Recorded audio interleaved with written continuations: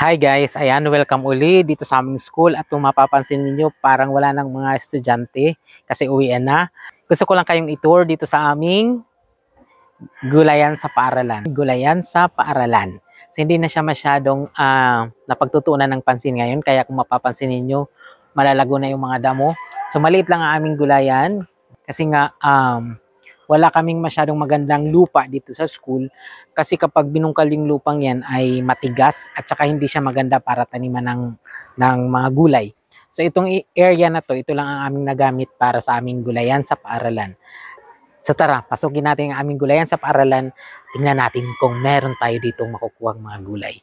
So ayan, sa pagpasok pa lang sa gate ng aming mini garden ay meron na kaagad mga, ayan, yan, sitaw.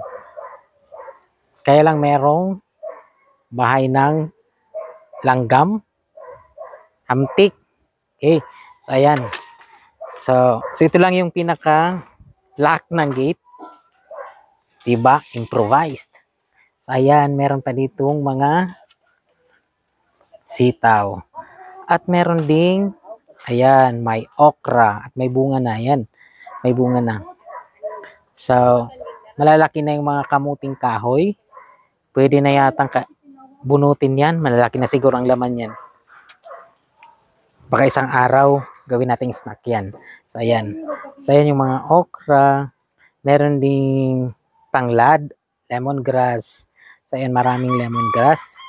So, hanggang doon, merong tanim na kamuting kahoy at merong mga tanglad. Ayan.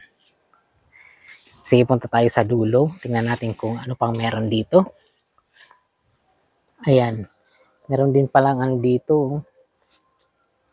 Tawag dito, dragon fruit. Hindi kasi masyadong maganda yung kanyang kinalalagyan.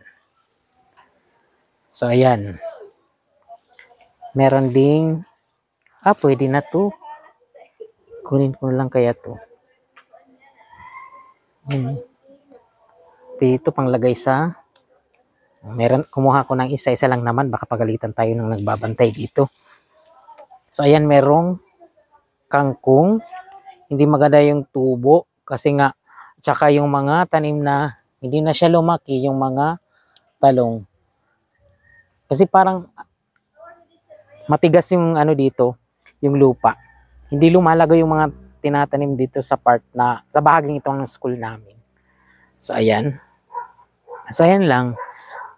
Lemongrass, kamuting kahoy hanggang dito, talahib na dyan, at hanggang dun sa ALS building, tsaka meron kaming lagundi. Ito yung lagundi. Gamot sa ubo. Tsaka merong bayabas doon na hindi naman kami nakakakuha ng bunga kasi, ay, tingnan natin, parang merong bunga yung bayabas. Parang may nakita akong bunga. Ayan, ayan, meron nga. Ayan, ayan, ayan. Baka mahulog pa ako. Teka lang. Hindi ko maabot. Ayan. Ay, meron nga. Agi. Ayan. Nakachamba. Ay, ayun pa. Meron pa.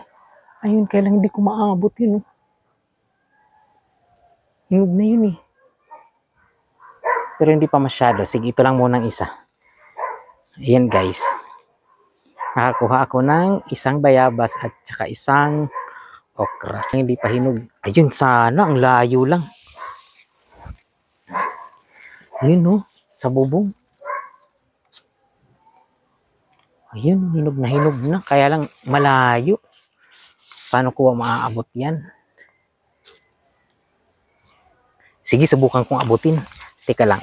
Propesto ko lang yung cellphone. Teka lang. Baka mahila ko naman yung... Ay, ayan, nahihila siya. Sige. Okay. Yeah.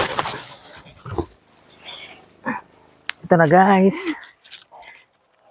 Wow. Bango. So, meron na tayong hinog. Yan. Hinog na bayabas. So, yan. Dahil meron na tayong nakuha, 2 bayabas at saka isang okra. Tama na yan. Baka magalit yung nagbabantay. Isang nagbabantay kasi dito yung utility ng school. Okay na yun. Pero magpapaalam naman tayo mamaya. Kinuha muna natin saka tayo magpapaalam, o di ba? Sitaw kaya. Wag na, baka magalit na. Sige.